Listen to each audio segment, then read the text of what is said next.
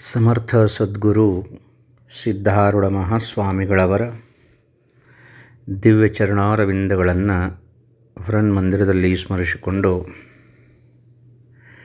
ಶಿವಲೋಕದಿಂದ ಶಿವತಾನೆ ಬಂದ ಸಿದ್ಧನ ರೂಪದಿಂದ ಜಗವ ಉದ್ಧಾರ ಮಾಡಲೆಂದ.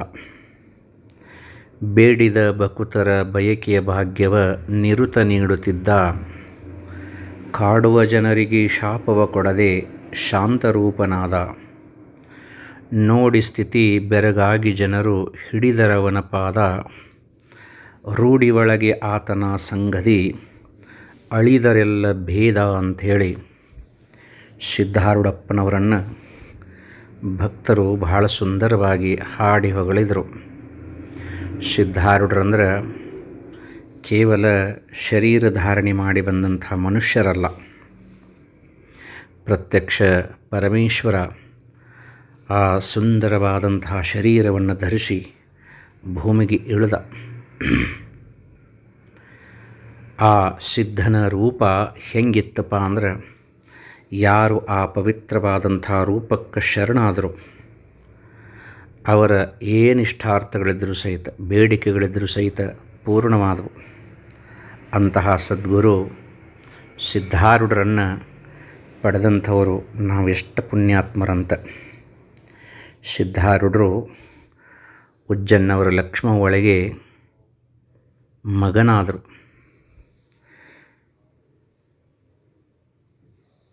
ಉಜ್ಜನ್ನವರ ಮನೆಯೊಳಗೆ ರಾತ್ರಿ ಹೊತ್ತಿರುತ್ತಿದ್ದರು, ಮತ್ತು ಮುಂಜಾನೆ ಅಂದ್ರೆ ಮಠಕ್ಕೆ ಬರ್ತಿದ್ದರು. ಉಜ್ಜನ್ನವರ ಮನೆಯೊಳಗೂ ಸಹಿತ ಶಾಸ್ತ್ರ, ಪ್ರವಚನ, ಪ್ರಸಾದ. ಸಿದ್ಧಾರೂಢರ ಮಠದಲ್ಲಿಯೂ ಸಹಿತ ಶಾಸ್ತ್ರ, ಪ್ರವಚನ, ಪ್ರಸಾದ ನಡೀತಿತ್ತು. ಗುರುನಾಥಾರೂಢಪ್ಪವರು ಸಿದ್ಧಾರೂಢರೊಳಗನ ಒಂದಾಗಿಬಿಟ್ಟಿದ್ದರು. ಸಿದ್ಧಾರೂಢರ ಒಂದು ಸ್ಮರಣೆಯನ್ನು ಬಿಟ್ಟರೆ ಗುರುನಾಥಾರೂಢರ ಜೀವನ ಏನೂ ಇದ್ದಿದ್ದಿಲ್ಲ. ಸಿದ್ಧಾರೂಢರು ಗುರುನಾಥಾರೂಢರ ಸ್ಥಿತಿಯನ್ನು ಅರಿತುಕೊಂಡಂಥ ಏಕೈಕ ಪುಣ್ಯಾತ್ಮರಾಗಿದ್ದರು. ಎಲ್ಲರೂ ಸಹಿತ ಗುರುನಾಥಾರೂಢರಿಗೆ ಹುಚ್ಚಿಡದೈತಿ ಅಂತಂದರು. ಆದರೆ ಸಿದ್ಧಾರೂಢರು ಅವ ನಿಚ್ಚಳದಾನೋ, ಜಗತ್ತಿನ ಹುಚ್ಚು ಬಿಡಿಸಾಕ ಬಂದಾನೋ ಅಂತ ಹೇಳಿದರೂ ಸಹಿತ ಯಾರೂ ಅದನ್ನು ಲಕ್ಷ್ಯ ಕೊಡಲಿಲ್ಲ. ಸ್ವತಃ ಗುರುನಾಥಾರೂಢರ ತಂದೆಯವರಾದಂಥ ಉಜ್ಜನ್ನವರು ಸಿದ್ದಪ್ಪನವರು ಅವಾಗ ಹುಚ್ಚಿಡ್ದೈತೋ ಏನೋ ಒಂದು ಸ್ಥಿತಿ ಐತೋ ಅಂತ ಹೇಳ್ಕಾರ ಸಾಂಗ್ಲಿಗೆ ಹೋಗಿ ಅಲ್ಲಿ ಡಾಕ್ಟರ್ ನೋಡಿ ಹೇಳ್ತಾನೆ, ನೀ ಹೇಳೋದು ಬೇಡ ಅಂತ ಸಿದ್ಧಾರೂಢರಿಗೇನ ವ್ಯಂಗ್ಯವಾಗಿ ನುಡಿದು ಬಿಟ್ಟ. ಆವಾಗ ಸಿದ್ಧಾರೂಢರು ಮೌನವಾದರು. ಇದನ್ನೆಲ್ಲ ನೋಡ್ತಿರುವಂಥ ವೃದ್ಧಿಯಾದಂಥ ಲಕ್ಷ್ಮವ್ವ ಹೊಟ್ಯಾಗ ಸಂಕಟಾತು. ಸಿದ್ಧಾರೂಢರ ಮೌನ ಸ್ಥಿತಿಯನ್ನು ನೋಡಿ ತಳಮಳ ಪಟ್ಲು. ಅದೇ ಸಮಯದೊಳಗನ ಕೋರ್ಟು ಧಾವಿ ಅಂತ ಹೇಳ್ಕಾರ ಸಿದ್ಧಾರೂಢರ ಒಂದು ನ್ಯಾಯವನ್ನು ಕೋರ್ಟಿನ ತನೂ ಸಹಿತ ತೊಗೊಂಡು ಹೋದರು. ಇಷ್ಟೆಲ್ಲ ಆದರೂ ಸಹಿತ ಉಜ್ಜನ್ನವರು ಸಿದ್ದಪ್ಪನ ಮೇಲೆ ಸಿದ್ಧಾರೂಢರಿಗೆ ಒಂದಿಷ್ಟೂ ಸಿಟ್ಟಿಲ್ಲ. ಅದೆಂತಹ ಸ್ಥಿತಪ್ರಜ್ಞ ಸ್ಥಿತಿ, ಅದೆಂತಹ ಶಾಂತಮೂರ್ತಿ ಅಂತ ಸದ್ಗುರು ಸಿದ್ಧಾರೂಢರು. ಬಯಲ ಅತಿಥಿ ಅನ್ನುವಂಥ ಈ ಸುಂದರವಾದಂಥ ಸಿದ್ಧಾರೂಢರ ಕುರಿತಾದಂತಹ ಕಾದಂಬರಿ ರೂಪದ ಗ್ರಂಥ ಶಾಂತಲಾ ಯೋಗಿ ಷಡ್ರಾವಿಯವರು ಬಹಳ ಸುಂದರವಾಗಿ ಇದನ್ನು ಬರೆದರು. ಇದರೊಳಗೆ ಗುರುನಾಥಾರೂಢರನ್ನು ಸಾಂಗ್ಲಿಗೆ ಕಳಿಸಿದ ಮೇಲೆ ಸಿದ್ಧಾರೂಢರ ಸ್ಥಿತಿ ಹೆಂಗಾತು ಮತ್ತು ಲಕ್ಷ್ಮವ್ವಗ ಮತ್ತು ಅವ್ರ ನಡುವೆ ಆದಂಥ ಒಂದು ಸಂವಾದವನ್ನು ಇಲ್ಲಿ ವಿವರಣೆ ಮಾಡ್ಕೋತ ಹೋಗ್ತಾರೆ. ಇದರೊಳಗೆ ನಾವು 67ನೆಯ ಭಾಗವನ್ನು ನೋಡೋದು. ಇಲ್ಲಿ ಹೇಳ್ತಾರೆ, ಒಂದು ದಿನ ಸಿದ್ಧರಿಗೆ ಎಡೆ ಮಾಡಿ ಎದುರಿಗೆ ಕುಳಿತು ಮುಗಿದ ಕೈಗಳಿಂದ ತುತ್ತು ಮಾಡಿ ಉಣಿಸತೊಡಗಿದಳು. ಬಾಯಿಗೆ ಮುಖ ಮೇಲೆತ್ತದೆ ಸಿದ್ಧರು ಉಣ್ಣುತ್ತಿದ್ದರು. ಹಿಂದೆಲ್ಲ ಹಾಗೆ ಉಣ್ಣುವಾಗ ಸಿದ್ಧರು ಬಾಯಲ್ಲಿ ತುತ್ತು ಇಡುತ್ತಿರುವಂತೆಯೇ ತಾಯಿಗೆ ಏನಾದರೂ ಹೇಳಿ ನಗುತ್ತಿದ್ದರು. ಮತ್ತು ಅವಳನ್ನು ನಗಿಸುತ್ತಿದ್ದರು. ಬಾಯಾಗಿನ ತುತ್ತು ಮೊದಲು ನುಂಗು, ಆಮೇಲೆ ನಗುವಂತೆ ಕುತ್ತಿಗೆಗೆಲ್ಲರೂ ಸಿಕ್ಕಿತ್ತು ಅಂತ ಲಕ್ಷ್ಮವ್ವ ಅಂತಿದ್ಲಂತ. ಸಿದ್ಧಾರೂಢರಿಗೆ ಉಣಸಾಕ ಬಂದ ಲಕ್ಷ್ಮವ್ವ ಅಂದ್ರೆ ಆಕಿನ ನಗಿಸ್ತಿದ್ರು ಸಿದ್ಧಾರೂಢರು, ತಾವು ನಗತಿದ್ರು. ಆಮೇಲೆ ನಗಿಕ್ಕೆ ಅಂತ ಬಾಯಾಗೆಲ್ಲರ ಗಂಟಲ್ದಾಗ ಸಿಕ್ಕಿತ್ತು ತುತ್ತ ಸುಮ್ಮನೆ ಉಣ್ಣಂತ ಆಕೆ ಅಂತಿದ್ಲಂತ.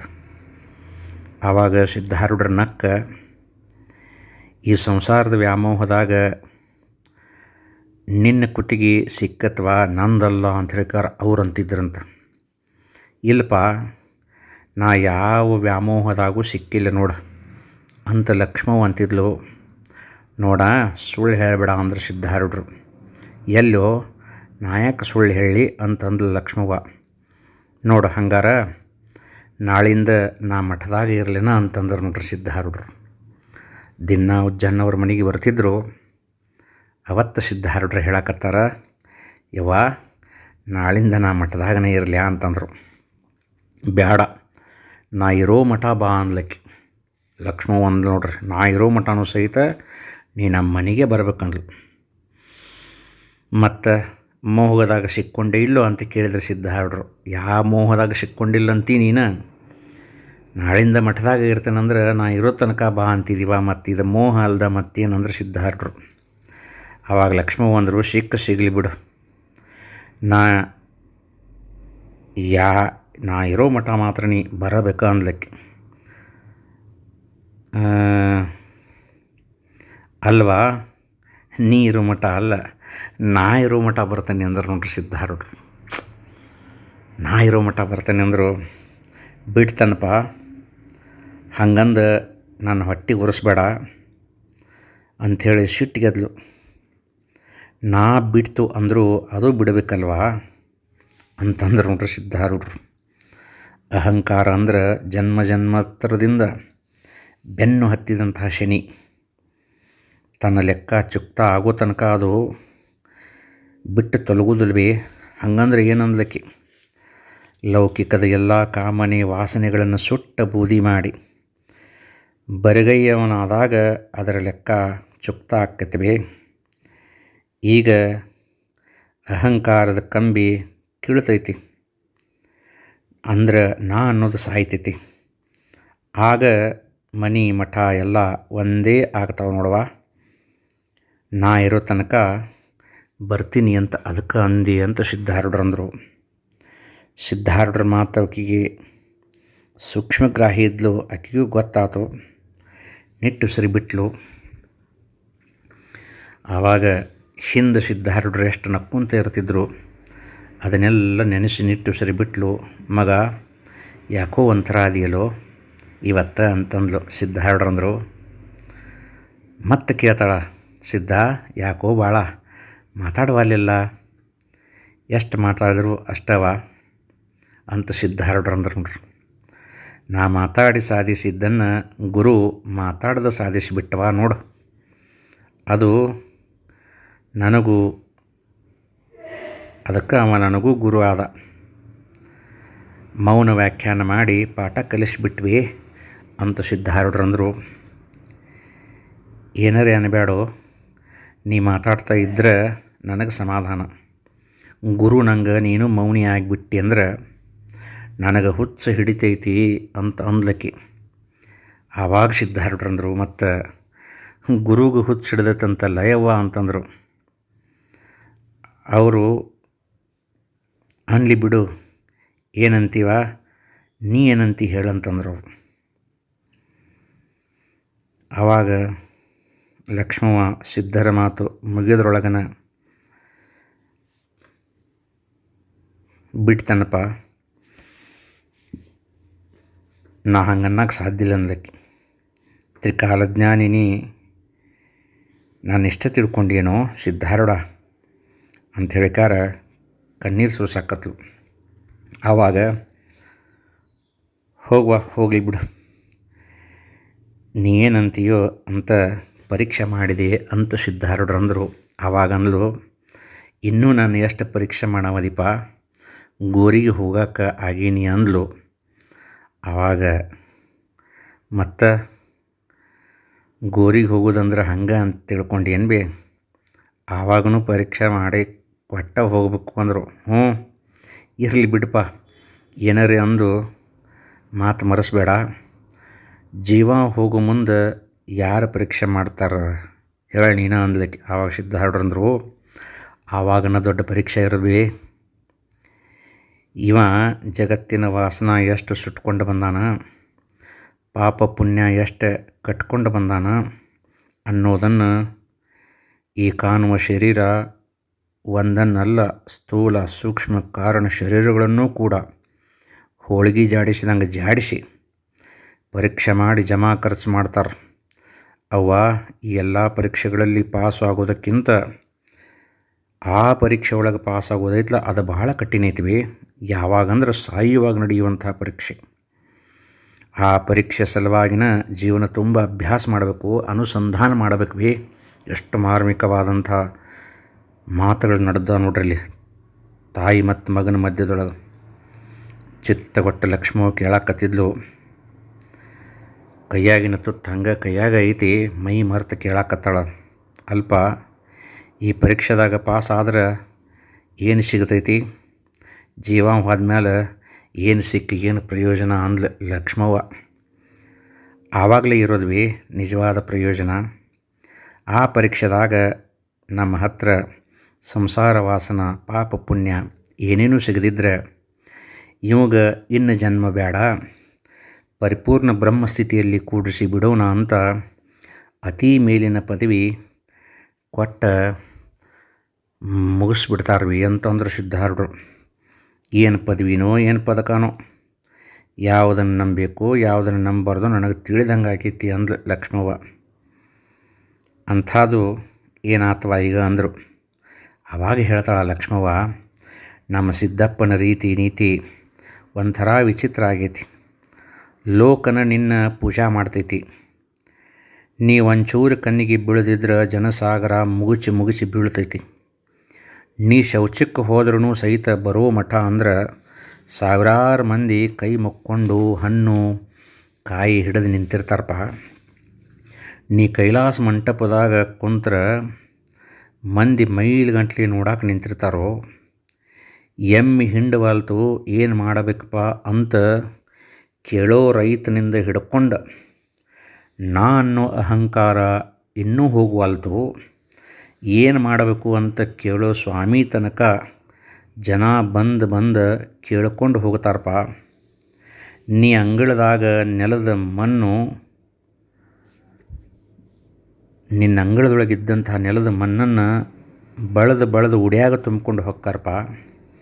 ನೀ ನಿಂತ ಜಗದಾಗ ಉಳ್ಳಾಡಿ ಪಾವನರಾದೇವಂತ ಹೇಳಿಕಾರ ಮೈ ತುಂಬ ಧೂಳು ಬಡ್ಕೋತಾರಪ್ಪ. ನಿನ್ನ ಒಂದು ಚೂರು ಮುಟ್ಟಿದ್ರೆ ಸಾಕು ಪಾಪ ಪರಿಹಾರ ಆತಂತ ಹೇಳಿಕಾರ ಬಡ್ಕೋತಾರಪ್ಪ.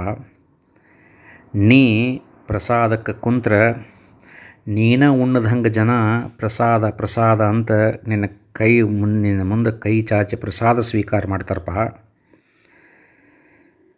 ಅಂಥದ್ರಾಗ ನಮ್ಮ ಸಿದ್ದಪ್ಪ ಎಂಥ ಮೂಢ ಬುದ್ಧಿಯವಾದಪ್ಪ ಅಂತ ಬೇಸರ ವ್ಯಕ್ತಪಡಿಸಿದ್ಲು. ಆವಾಗ ಸಿದ್ಧಾರೂಢರು ಹೇಳ್ತಾರೆ, ಅದೆಲ್ಲ ದೇವರಿಗೆ ಗೊತ್ತಂತ ಅನ್ಬಿಡ್ದು. ಆವಾಗ ಸಿದ್ಧಾರೂಢರು ಅಂದರು, ದೇವ್ರು ಎಲ್ಲಿದ್ದಾನೆ ಯವ್ವ ಅಂತಂದರು. ಆವಾಗ ಲಕ್ಷ್ಮವ್ಗ ಮತ್ತೆ ಸಾವರಿಸ್ಕೊಂಡ್ಲು, ನೀನ ದೇವ್ರ, ನನ್ನ ಬಾಯಿಂದ ಎಷ್ಟು ಸಲ ಕೇಳಿಸ್ಕೋಬೇಕಂತೀಪ ಅಂತಂದ್ಲಕ್ಕೆ, ನೀನ ದೇವ್ರ ಅಂದ್ಲಕ್ಕೆ. ಆವಾಗ ಮತ್ತು ಅವಂದ ನನಗೆ ಗೊತ್ತದೇ ಅಲ್ವಾ ಇಂತಹ ಬುದ್ಧಿ ಯಾಕೆ ಬಂತನ್ನೋದು. ಗೊತ್ತಿದ್ದಿತ್ತು ಬಿಡಪ್ಪ, ನೀ ಇನ್ನೂ ನಂಬಿ ಅವ ನಂಬಿಕೆ ಕಳ್ಕೊಂಡ್ರಲ್ಲಿ ಕೋರ್ಟಿಗೆ ಹೋದ. ಏನು ಹೇಳ್ತಿ ಬಿಡ ಒಂದಂದ್ಲಕ್ಕೆ. ಆವಾಗ ಸಿದ್ಧಾರೂಢರು ಹೇಳ್ತಾರೆ, ನೀ ತಪ್ಪು ತಿಳ್ಕೊಂಡಿಯವ. ಅಂತರಂಗ ತಿಳಿಯೋದು ಬಹಳ ಕಠಿಣ ಐತಿ. ಅದು ಎಲ್ಲರಿಗೂ ತಿಳಿಯೋ ಮಾತೂ ಅಲ್ಲ. ಅವ ನನ್ನ ಸಲುವಾಗಿ ಹಂಗೆ ಕೆಟ್ಟಾಗಿ ಕಾಣಬೇಕಾಗೈತಿ ನೋಡ್ರಿ. ತಮ್ಮನ್ನು ವಿರೋಧ ಮಾಡಿದಂಥವ್ರಿಗೆ ಸಹಿತ ಸಿದ್ಧಾರೂಢರು ಹೆಂಗೆ ಹೇಳ್ತಾರೆ ಅಂದ್ಲಕ್ಕೆ. ಅಂದ್ರೆ ಈಗ ನೋಡು, ದೇವರಿಗೆ ಎಡೆ ಮಾಡಾಕಂತ ಅನ್ನ ಮಾಡ್ತೀಯ, ಮಾಡಾಕ ಒಲಿ ಕಟ್ಟಿಗೆ ಬೇಕಾ? ಕಟ್ಟಿಗೆ ತಾನು ಸುಟ್ಕೊಂಡು ನಿಗಿ ನಿಗಿ ಬೆಂಕಿ ಆಗಿ ಅನ್ನ ಮಾಡಬೇಕು. ಅದನ್ನು ಒಲಿಂದ ಇಳಿಸುವಾಗ ಮಸಿ ಅರಿವಿ ಹಿಡ್ಕೋಬೇಕು, ಹೌದು ಅಲ್ಲೋ ಅಂತ ಕೇಳಿದ್ರು ಸಿದ್ಧಾರೂಢರು. ಹೌದು ಅಂದ್ಲಕ್ಕಿ. ಬೆಂಕಿ ಬೇಕಲ್ಪ ಅಂದ್ಲು. ಒಲ್ಯಾಗ ಬರೀ ಕಟ್ಗೆ ಇಟ್ರೆ ಅನ್ನ ಆಕ್ಕತ್ತೇನವಿ ಅಂತಂದ್ರೆ, ಇಲ್ಲ ಅದು ಹೆಂಗೆ ಆಕ್ಕತಿ, ಮತ್ತು ಕಟ್ಗೆ ಸುಟ್ಕೊಂಡಾಗನ ಪಾತ್ರೆ ಸುಟ್ಟಾಗನ ನೀರು ಸಳಮಳ ಕುದ್ದಾಗನ ಅನ್ನ ಆಗೋದು ಹೌದಲ್ಲೋ ಅಂದ್ರೆ ಸಿದ್ಧಾರೂಢರು. ಹೌದು ಮುಂದೇನ ಅಂತ ಅಂದ್ಲಕ್ಕಿ. ಹಂಗೆ ನೋಡುವ, ಲೋಕಕ್ಕೆ ನನ್ನ ನೀಡಿ ಎಡಿ ಮಾಡಿ ಪ್ರಸಾದ ಮಾಡಿ ಹಂಚಿ ಬಿಟ್ಟು, ಇದು ಎಡಿ ಆದಾಗ ಬೆಂಕಿ ಬ್ಯಾಡ. ಹಂಗೆ ಸಿದ್ದಪ್ಪ ಬೆಂಕಿಯಾಗಿ ಇನ್ನೂ ಯಾರ್ಯಾರು ಕಟ್ಟಿಗೆಯಾಗಿ ತಮ್ಮನ್ನು ತಾವು ಸುಟ್ಕೊಂಡು ನನ್ನ ಅನ್ನ ಮಾಡಕ್ಕೆ ಹತ್ಯಾರ. ಈ ಆರೂಢ ಪದ ಜಗತ್ತಿನ ಇತಿಹಾಸದಾಗ ಉಳಿಬೇಕಾಗೈತಿ. ಇಂಗ್ಲೆಂಡಿನ ಸಿಂಹಾಸನದ ಕಣ್ಣು ಚುಚ್ಚಬೇಕಾಗೈತಿ. ಈ ಬೆಳಕಿನಿಂದ ಇವ ಸಾಕ್ಷಾತ್ ಶಿವ ಅನ್ನೋದು ಅಲ್ಲಿ ಜಡ್ಜ್ಮೆಂಟ್ನ್ಯಾಗ ಶಾಶ್ವತವಾಗಿ ಉಳಿಬೇಕಾಗೈತಿ. ಅದಕ್ಕೆ ಸಿದ್ದಪ್ಪ ಈ ರೀತಿ ಮಾಡ್ಯಾನ. ಸಾಮಾನ್ಯರ ಕಣ್ಣಿಗೆ ಇವ ಮಾಡಿದ್ದು ಸ್ವಾರ್ಥಪೂರ್ಣ ಕೆಟ್ಟ ಕೆಲಸ ಅಂತ ಕಂಡರೂ ಒಳಗೆ ಈ ದೃಷ್ಟಿ ಅದ ನೋಡು. ಅವ ವೈರ ಭಕ್ತಿಯ ಭಕ್ತನಾಗಿ 3 ಜನ್ಮ ಕಳೆಯೋದಕ್ಕಿಂತ ವೈರಿಯಾಗಿ ಒಂದೇ ಜನ್ಮ ಕೇಳಬೇಕು ಅಂತ ಶಪಥ ಮಾಡ್ಯಾನವ. ನೀ ಅವನ್ನಾಗಲಿ ಮತ್ತಾರನ್ನಾಗಲಿ ತಪ್ಪು ತಿಳ್ಕೊಬೇಡ ಅಂಥೇಳಿ ಸಿದ್ಧಾರೂಢರು ಸರಳವಾಗಿ ಹೇಳಿಬಿಟ್ರು. ಸಿದ್ಧಾರೂಢ ಅನ್ನುವಂಥ ಅನ್ನವನ್ನು ಜಗತ್ತಿಗೆ ಎಡಿ ಮಾಡಾಕ ಸಿದ್ದಪ್ಪ ಮತ್ತು ಕೋರ್ಟ್ ಕಟ್ಲಿಕ್ಕೆ ಹಾಕಿ ಓಡಾಡುತ್ತಿರುವಂಥ ಇವ್ರು ಏನದಾರಲ್ಲ ಜನ, ಇವರೆಲ್ಲರೂ ಕಟ್ಟಿಗೆಯಾಗಿ ಉರಿಯಾಕತ್ತಾರ ಬೇ. ಅನ್ನ ತಯಾರಾಗೈತಿ, ಮಸಿ ಅರಿವಿಲಿ ಯಾಕೆ ಇದನ್ನು ಹಿಡಿಬೇಕಂತ ಹೇಳಿಕರ ಹಂಗೆ ನೀ ಹಿಡಿದೆ ಅಂದ್ರೆ ಕೈ ಸುಡ್ತತಿವ. ಹಂಗೆ ಯಾರು ನಿಂದಕರದಾರ ಅವರೆಲ್ಲರೂ ಸಹಿತ ಮಸಿ ಅರಿವಿದ್ದಂಗೆ, ಯಾರು ನನ್ನನ್ನು ಛಳನ ಮಾಡಾಕತ್ತಾರ ಅವರೆಲ್ಲ ಕಟ್ಟಿಗಿದ್ದಂಗೆ, ಅವರೆಲ್ಲ ಸುಟ್ಕೊಂಡು ಈ ಮಸಿ ಅರಿವಿಯಾಗಿ ನನ್ನನ್ನು ಏನು ಮಾಡಾಕತ್ತಾರಂದ್ರೆ ಜಗತ್ತಿಗೆ ನಾ ಎಷ್ಟು ದೊಡ್ಡವದೇನಂತ ಹೇಳಿಕಾರ ತೋರ್ಸಾಕತ್ತಾರೇವ. ನೀ ಚಿಂತೆ ಮಾಡಬೇಡ ಅಂತ ಹೇಳಿಕಾರ ಒಮ್ಗಿಲಿ ಸಿದ್ಧಾರೂಢರ್ಕಿ ಹೇಳಿಬಿಟ್ರು. ಆವಾಗ ತಿಳಿತಪ್ಪ, ಹಿಂಗೆ ವಿಚಾರ ಮಾಡಿದ್ರೆ ನಿನ್ನ ಮಾತನ್ನು ಖರೇನಂದ್ಲು.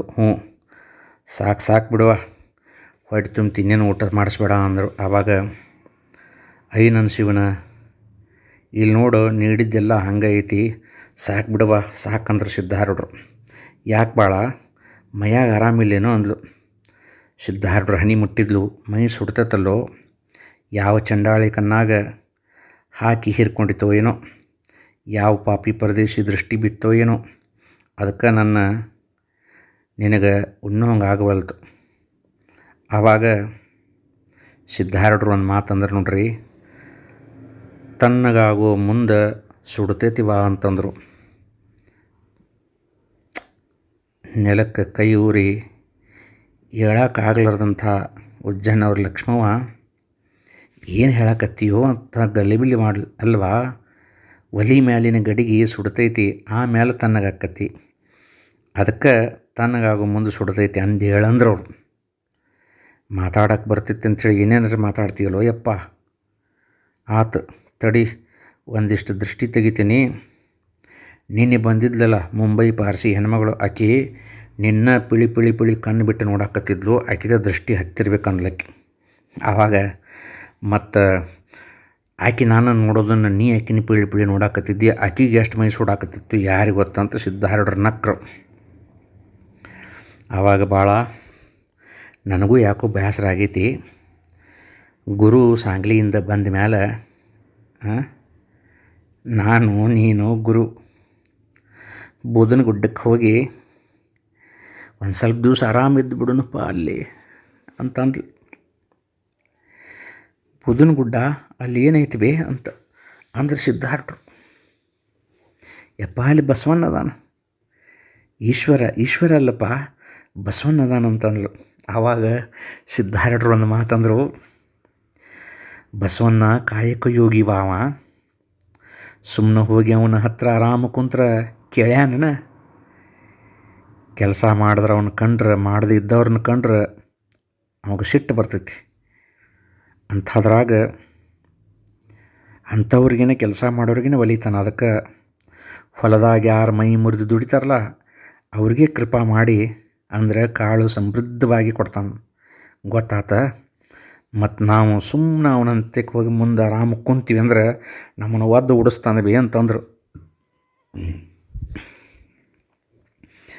ಮತ್ತು ಎಲ್ಲಿ ಹೋಗೋಣಪ್ಪ ಅಂತ ಕೇಳಿದ್ಲು ಲಕ್ಷ್ಮವ್ವ. ಪರಶಿವನ ಕ್ಷೇತ್ರಕ್ಕೆ ಹೋಗೋಣವಾ, ಹೋಗ್ಬೇಕು ಅನ್ಸಾತೈತಿವಿ ಅಂತಂದರು. ಅದೆಲ್ಲೈತಪ್ಪ, ಸಂಚಾರ ಕಾಲದಾಗ ನೋಡಿಲ್ಲೇನ ನೀ ಅಂತಂದರು. ಸಂಚಾರ ಕಾಲದಾಗ ಅದನ್ನೊಂದು ಬಿಟ್ಟು ಎಲ್ಲ ನೋಡಿದನವ. ಅದಕ್ಕೆ ಅದೊಂದು ಆಶಾ ವಾಸನ ಉಳಿಬಾರ್ದಂತ ಅದನ್ನು ನೋಡಿ ಬರ್ಬೇಕಂತ ಅನ್ಸಕತ್ತೈತಿ ಬಿ ಅಂದರು. ಮತ್ತು ನನಗೆ ಹೇಳಲಿಲ್ಲ, ನಾ ಹೇಳ್ಬೇಕಂತಿದ್ದೆ ಆದರೆ ನೀನೇ ಕೇಳಿದಲ್ವೇ, ಎಂದು ಹೋಗಮ್ಮ ಅಂತಂದ್ಲು. ನಾ ಸೋಮವಾರ ಕೈಲಾಸ ಮಂಟಪ ಪೂಜೆ ಮುಗಿಸಿ ಹೋಗ್ತೇನೆ ಬಿ ಅಂತಂದರು. ಅವತ್ತು ಭಾಳ ಜನ ಬರ್ತಾರಪ್ಪ, ಅವತ್ತು ಯಾಕೆ ಹೊಕ್ಕಿ ಇಲ್ವಾ, ಒಮ್ಮೆ ಸಂಕಲ್ಪ ಮಾಡಿದ ಮೇಲೆ ಮುಗೀತು, ಪ್ರಯಾಣಕ್ಕೆ ಹಂಗೆ ಅಡ್ಡಿ ಆಗಬಾರ್ದು, ಅವತ್ತು ಹೋಗಬೇಕು ಅಂಥೇಳಿ ಸಿದ್ಧಾರೂಢರು ಅಂದರು. ಬ್ಯಾಡಪ್ಪ ಅನ್ನಕತ್ತು. ಯವ್ವ ಹಂಗಂದ್ರೆ ಮಂಗಳವಾರ ಹೊಕ್ಕೇನೆ ಅಂದ್ಲು. ನೀನು ಮನೆ ಮಗಪ್ಪ, ಮಂಗಳವಾರ ಬ್ಯಾಡ ಅಂದ್ಲು. ಅದಕ್ಕೆ ನಿನಗೆ ಹೇಳಾಕತ್ತೇನೆ, ಈ ಮಠದ ಸುದ್ದಿ ಈ ಮನೆ ಸುದ್ದಿ ಏನೂ ಬೇಡ, ಬುಧನಗಡ್ಡಕ್ಕೆ ಹೋಗೋಣ ಅಂಥೇಳಿ ಅಂದ್ಲಕ್ಕಿ. ಸಿದ್ಧಾರೂಢರು ಮತ್ತಕ್ಕಿನ ಮೈ ಮರೆಸಿದ್ರು. ಆವಾಗ ಸಿದ್ಧಾರೂಢರಂದರು, ಯವ್ವ ಹಂಗಾರೆ ಬುಧವಾರ ಹೋಗ್ತೇನೆ. ಯವ್ವ ನೀನು ಕೇವಲ ತಾಯಿಯಲ್ಲ, ಮಹಾಮಾಯಿ ನೀನು, ಎಂಥೆಂಥವರನ್ನು ನೀನು ನಿನ್ನ ಮಾಯೊಳಗೆ ಮುಚ್ಚಿ ಬಿಡ್ತೀವ. ಶಿವ ಸಂಕಲ್ಪಕ್ಕಿಂತಲೂ ಹೆಚ್ಚಿನ ಶಕ್ತಿ ನಿನ್ನ ಆಜ್ಞೆಗೆ ಐತಿ ಜಗದಂಬೆ. ಸರಿಯವ್ವ, ಶ್ರಾವಣ ವದ್ಯ ಬುಧವಾರ ಬ್ರಾಹ್ಮಿ ಮುಹೂರ್ತದ 4 ಗಂಟೆಗೆ ಹೊಕ್ಕೆನಿ ಅಂತ ಅಂದ್ಬಿಟ್ರು ಸಿದ್ಧಾರೂಢರು ಶಿವಪುರಕ್ಕೆ. ಇದ್ದಕ್ಕಿದ್ದಂಗೆ ಲಕ್ಷ್ಮವನ ಹೊಟ್ಟೆಯಾಗ ಸಂಕಟ ಆಗಾಕತ್ತ. ಯಪ್ಪ ಯಾಕೋ ನನಗೆ ಹೊಟ್ಟೆಯಾಗ ಸಂಕಟ ಆಗಾಕತ್ತೈತಿ ಅಂದ್ಲು. ಯವ್ವ ಅದಕ್ಕೇನು ಸಂಕಟ ಮಾಡ್ಕೋಬಾರ್ದು ಬೇ, ಯಾಕೋ ಒಂಥರ ಸಂಕಟ ಆಗತ್ತಿತ್ತು ಯಪ್ಪ. ಬುಧವಾರ ನೀವು ಹೋಗಿ ಬರ್ತಾನೆ ಅನ್ನಕತ್ತಿಕ್ರೆ ನನಗೆ ಯಾಕೋ ಸಂಕಟ ಆಗಾಕತ್ತೈತಿ ಅಂದ್ಲು. ಆವಾಗ ಲಕ್ಷ್ಮವ್ವ ಅಂದ್ಲು, ನಾನು ಬಂದುಬಿಡ್ತೇನೆ ನಿನ್ನ ಜೊತೆ ಹೋಗಿ ಬರೋಣ ಅಂದ್ಲು. ಆವಾಗ ಇದೊಂದು ಸರಿ ಬ್ಯಾಡ ಬೇ, ನಾವೊಬ್ಬ ಹೋಗಿ ಬರ್ತೇನೆ ಅಂತ ಸಿದ್ಧಾರೂಢರು ಅಂದರು. ಆವಾಗ ಆಕೆ ಅಂದ್ಲು, ಹಂಗಾರೆ ಗುರುವಿನರೇ ಕರ್ಕೊಂಡು ಹೋಗ್ತೀಯಾ ಅಂತಂದ್ಲು. ಇಲ್ವಾ ಈ ಸರ ಅವು ಬೇಡ, ಮುಂದೆ ಬರಲ್ಲ, ಈಗ ಬೇಡ, ಮತ್ತು ಸಿದ್ಧಪೀಠ ಖಾಲಿ ಉರಿಬಾರ್ದು, ಅದಕ್ಕೆ ಅವನ್ನ ಬಿಟ್ಟು ಹೊಂಟೇನಿ ಅಂತಂದರು. ಬಿಟ್ಟು ಹೋಗಪ್ಪ, ಆದ್ರೆ ಈ ಮಠದ ಪೀಠದ ಮ್ಯಾಲೆ ಯಾರ್ಯಾರವರು ನೀ ಬರೋ ಮಠ ಅಂದ್ಲು. ಗುರು ಇರ್ತಾನಂದರು. ಆವಾಗ ಹ್ಞೂ ಆತಂಥೇಳಿ ಅಂದ್ಲು. ಅಷ್ಟ್ರ ಮ್ಯಾಲೆ ಹೊಟ್ಯಾಗ ಮತ್ತೂ ಸಂಕಟ ಆಗಾಕತ್ತೈತಿ. ಆವಾಗ ಯಪ್ಪ ಅಕ್ಕಲಕೋಟೆ ಮಹಾರಾಣಿಯವರು ಬರೋರ್ದಾರಂತ, ಸ್ವಲ್ಪ ಹೊತ್ತು ನೀ ವಿಶ್ರಾಂತಿ ತಗೋ. ನಾ ಏನು ಮಾಡ್ತೇನಂತಂದ್ರೆ, ನಿನಗೆ ಜ್ವರ ಬಂದಂಗೆ ಆಗಿದವು, ಮೆಣಸಿನ ಕಡುಬು ಮಾಡಿ ಇಡ್ತೀನಿ, ಮಲ್ಕೊಂಡೆದ್ದು ತಿನ್ನಂಕಿ ಅಂದ್ಲು. ಯವ್ವ ಅದಷ್ಟ ಏನೋ ಅಂತ. ಇಲ್ಲ ನನಗೆ ಗೊತ್ತೈತಿ, ಬಿರಂಜಿ ಅನ್ನೋನು ಮಾಡ್ತೀನಿ. ನಿನಗೆ ಉಣ್ಣೋಂಗಾಗಿದ್ದು, ನನಗೆ ಉಣ್ಣೋಂಗಾಗಿಲ್ಲವ್ವ. ನಿನ್ನೆ ನನಗೆ ಬಿರಂಜಿ ಅನ್ನ ಮಾಡ್ಬೇಕಂಥೇಳಿ ಬೆನ್ನಿ ತೆಗೆದು ಇಟ್ಟಿದ್ದೀವ, ಅದನ್ನು ಬೆಕ್ಕ ತಿಂದು ಹೋಗಿತ್ತು. ನಾ ಶಿವಪುರಕ್ಕೆ ಹೋದ ಮೇಲೆ ಸಿದ್ಧಾರೂಢಗೆ ಬಿರಂಜಿ ಅನ್ನ ಉಣಿಸ್ಬೇಕಂತ ಮಾಡಿದ್ನಿ. ನಾವು ಉಣ್ಸೋಕ್ಕಾಗಲಿಲ್ಲ ಅಂತ ಹೇಳಿಕಾರ ನಿಂದು ಆಸೆ ಹಂಗೆ ಉಳಿಬಾರ್ದು, ಅದಕ್ಕೆ ಕೇಳಕತ್ತೀನಿ ಅದನ್ನೂ ಮಾಡಿಡಂದರು. ಅಷ್ಟಾದರೂ ಸಹಿತ ಲಕ್ಷ್ಮವ್ವಗ ಪೂರ್ಣ ಅದರೊಳಗಿಂದ ಮರಳು ತಿಳಿವಾಲ್ತ. ಆದರೂ ಸಹಿತ ಲಕ್ಷ್ಮವ್ವ ಸಿದ್ಧಾರೂಢರನ್ನು ಅವರ ಹಣೆಗೆ ತನ್ನ ಹನಿಯನ್ನು ಹಚ್ಚಿ, ನನ್ನಪ್ಪ ಯಾಕೋ ಇವತ್ತು ನನಗೆ ಸಂಕಟ ಆಗಕತ್ತೈತಿ ಅಂತ ಹೇಳಿಕಾರ ತಾಯಿ ಸಿದ್ಧಾರೂಢರಿಗೆ ವಿಶೇಷವಾಗಿ ಆಲಿಂಗನವನ್ನು ಮಾಡಿ, ಯಪ್ಪ ಮಲ್ಕೋ ಅಂತ ಹೇಳಿಕಾರ ಒಳಗೆ ಹೋಗಿದ್ದಾಳ. ಮುಂದೇನು ನಡೀತೈತಿ ಅಂತ ಹೇಳಿಕಾರ ಮುಂದಿನ ಭಾಗದೊಳಗೆ ತಿಳ್ಕೊಳ್ಳೋಣ.